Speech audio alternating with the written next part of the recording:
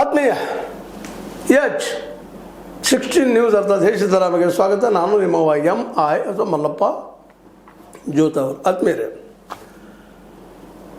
ಇದೇನು ಕದನ ನಿಲ್ಲೋಂಗೆ ಕಾಣೋದಿಲ್ಲ. ಕಾಂಗ್ರೆಸ್ ಒಳಗಿನ ಕದನ ದಕ್ಷಿಣ ದಾವಣಗೆರೆಯಿಂದ ಆರಂಭ ಆದಂಥ ನಡಕೆನೂ ಶಾಂತ ಆಗಿತ್ತು. ಮುಖ್ಯಮಂತ್ರಿ ಕದನ ನಡೆದಿತ್ತು. ಹಾಗೆ ಒಬ್ರಿಗೊಬ್ರು ಸಹಕಾರ ಮಾಡೋಣಪ್ಪ ಅನ್ನುವಂಗೆ. ಡಿ ಕೆ ಶಿ ಅವರು ಮೂಲತಃ ನಿಮಗೂ ನಮಗೂ ಗೊತ್ತಿದ್ದಂಗೆ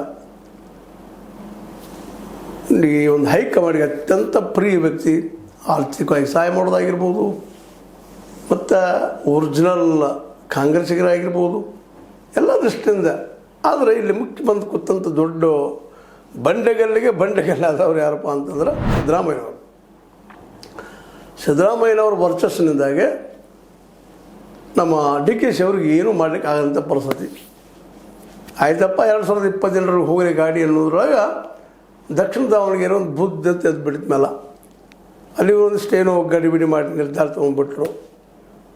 ಮುಸ್ಲಿಂ ನಾಯಕರನ್ನು ಜಬ್ಬಾರ್ ಮತ್ತು ಇನ್ನೊಬ್ಬ ಅಹಮದ್ ಅವರನ್ನು ಸಸ್ಪೆಂಡ್ ಮಾಡಿ ಹೊಸ ಸಮಸ್ಯೆನ ಉದ್ಭವ ಮಾಡಿದರು.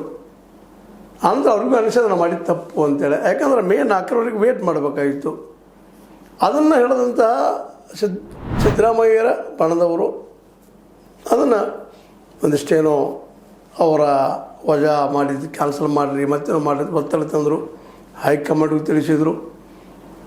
ಇಷ್ಟರೊಳಗೆ ಬೇರೆ ಬೇರೆ ಡೆವಲಪ್ಮೆಂಟ್ಗಳು ಆಗೋಗ್ಬಿಟ್ಟು ಏನಪ್ಪ ಅಂದ್ರೆ ಎಟ್ ಎನಿ ಕಾಸ್ಟ್ ಈ ಸಂದರ್ಭದಲ್ಲಿ ಈ ಒಂದು ಸಂಪುಟ ವಿಸ್ತರಣೆ ಮಾಡಿಕೊಳ್ಳೋದು, ಜೊತೆಗೆ ಅಧ್ಯಕ್ಷ ಸ್ಥಾನವನ್ನು ಬದಲು ಮಾಡೋದು.